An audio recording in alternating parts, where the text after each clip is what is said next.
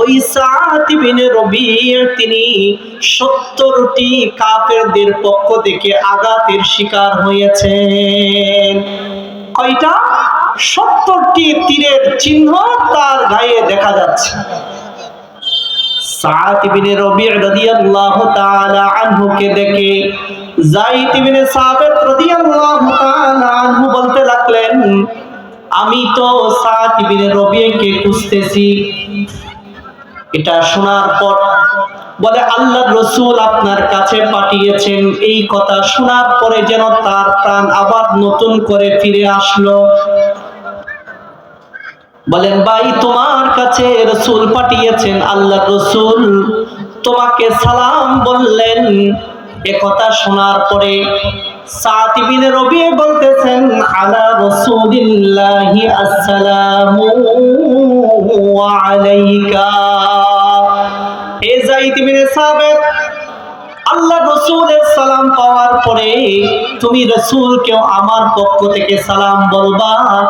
আর ওই সালাম যেহেতু তুমি নিয়ে এসেছো, এই জন্য তুমিও তোমার উপরে সালাম বর্ষিত হোক, তুমিও সালাম গ্রহণ করো। এখন বলেন, যায়েদ ইবনে সাবিত বলতেছেন, ভাই তোমার গায়ে 70টি তীরের আঘাত। এই সময় আল্লাহর রাসূল একটা কথা জিজ্ঞাসা করার জন্য বললেন, কিন্তু আমি জানি তোমার খুব কষ্ট হচ্ছে।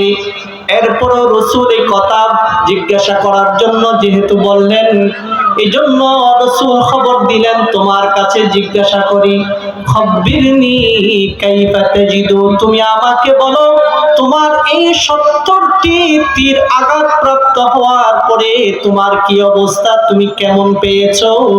আমাকে একটু তোমার খবর, তোমার হাকিকতটা আমাকে শোনাও। এরপরে তিনি বললেন, কুল্লাহু ইয়া রাসূলুল্লাহি, হে আমার ভাই যায়েদ ইবনে সাবিত, তুমি আমার রাসূলকে গিয়ে বলো, ইন্নী আজিদু রিহাল জান্নাহ। 70টি আঘাত প্রাপ্ত হওয়ার পরও আমার মনে কোনো দুঃখ নাই। আমি রাসূলের প্রেম গ্রহণ করে, রাসূলের মহব্বত দিলে গ্রহণ করে এই উহুদ প্রান্তে এসে 70টি তীরের আঘাত প্রাপ্ত হয়েছে, আমার মনে কোনো দুঃখ নাই।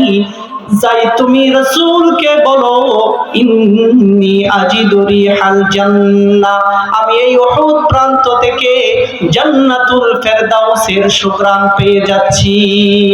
সুবহানাল্লাহ।